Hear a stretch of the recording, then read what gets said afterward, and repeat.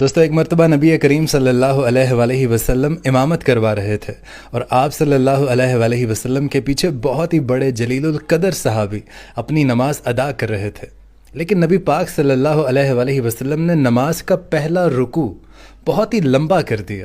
اور صحابہ اکرام صلی اللہ علیہ وسلم کے دل میں یہ بات آئی کہ شاید نبی کریم صلی اللہ علیہ وآلہ وسلم سجدے سے سر ہی نہیں اٹھائیں گے، اور جب نماز مکمل ہوئی اور سلام پھیرا گیا تو نبی کریم صلی اللہ علیہ وآلہ وسلم صحابہ اکرام کی جانب منہ کر کر بیٹھ گئے۔ پھر آپ صلی اللہ علیہ وآلہ وسلم فرمانے لگے کہ میرا بھائی علی کہاں ہے؟ تو حضرت علی رضی اللہ تعالی عنہ نے آخری صف سے لبیک کی آواز بلند کی تو نبی کریم صلی اللہ علیہ وآلہ وسلم نے ارشاد فرمایا کہ اے علی تم میرے قریب آ جاؤ۔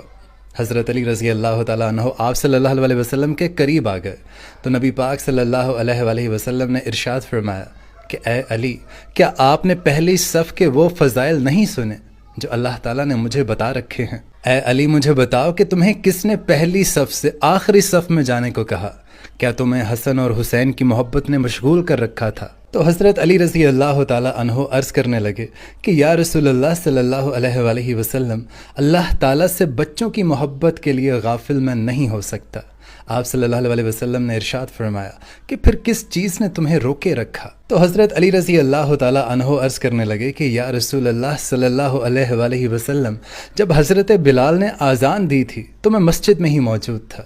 جب اقامت کہی گئی تب بھی میں مسجد میں ہی موجود تھا، لیکن مجھے اپنے وضو پر شبہ ہوا تو میں فوراً اپنے گھر پہنچا تاکہ وضو دوبارہ سے بنا لوں، اور یا رسول اللہ صلی اللہ علیہ وآلہ وسلم، جب میں گھر پہنچا تو مجھے وضو کے لیے کہیں بھی پانی نظر نہیں آیا۔ میں نے حسن اور حسین کو آواز دی لیکن شاید وہ گھر میں موجود نہیں تھے۔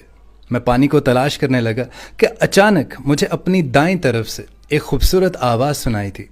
میں جب اس آواز کی طرف مڑا تو مجھے سبز رنگ کے کپڑے میں ایک ڈھکا ہوا پیالہ نظر آیا، اور یا رسول اللہ صلی اللہ علیہ وآلہ وسلم، اس پیالے سے جیسے ہی میں نے کپڑا ہٹایا تو اس کا پانی دودھ سے بھی زیادہ سفید تھا۔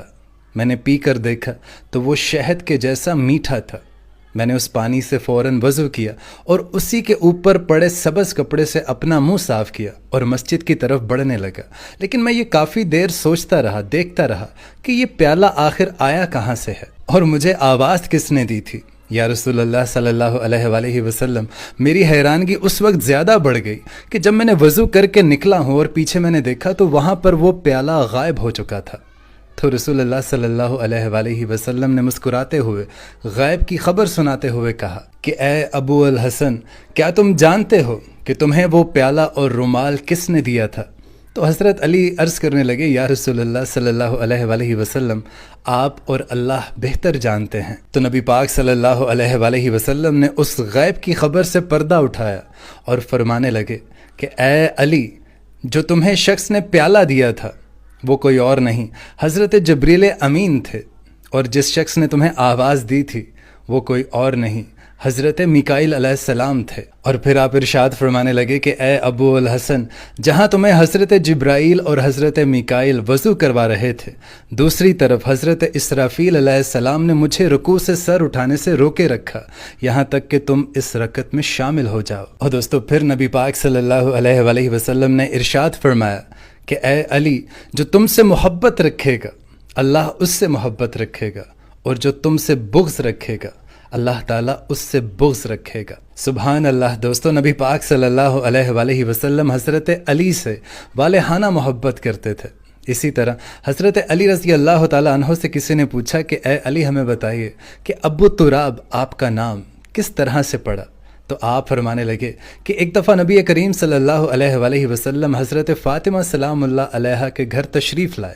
تو رسول اللہ صلی اللہ علیہ وآلہ وسلم نے دریافت کیا کہ علی کہاں ہے؟ تو گھر والوں سے پتہ چلا کہ گھر سے ناراض ہو کر حضرت علی باہر چلے گئے ہیں۔ تو نبی پاک صلی اللہ علیہ وآلہ وسلم حضرت علی کی تلاش کرتے ہوئے مسجد میں چلے گئے تو آپ صلی اللہ علیہ وآلہ وسلم نے دیکھا کہ حضرت علی مٹی پر لیٹے ہوئے ہیں، ان کے جسم کو مٹی لگی ہوئی ہے۔ تو نبی کریم صلی اللہ علیہ وآلہ وسلم اپنے مبارک ہاتھوں سے ان کی مٹی کو صاف کرتے جاتے اور فرماتے جاتے کہ اے ابو تراب اٹھو، اے ابو تراب اٹھو۔ اور دوستو، حضرت علی شیر خدا اکثر یہ کہا کرتے تھے کہ نبی کریم صلی اللہ علیہ وآلہ وسلم نے مجھ سے یہ خود فرمایا تھا کہ اے علی تم سے وہی محبت کرے گا،